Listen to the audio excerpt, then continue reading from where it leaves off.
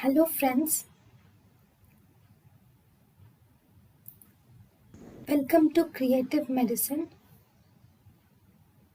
In this lecture, we will learn about.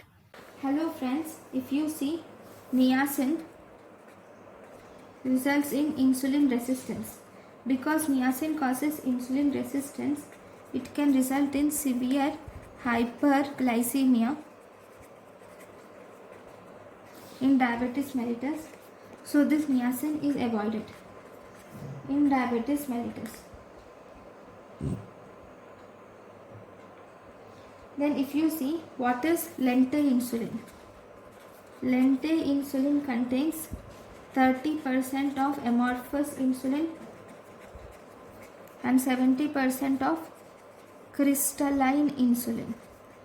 Thank you for watching. Thank you and thank you for watching.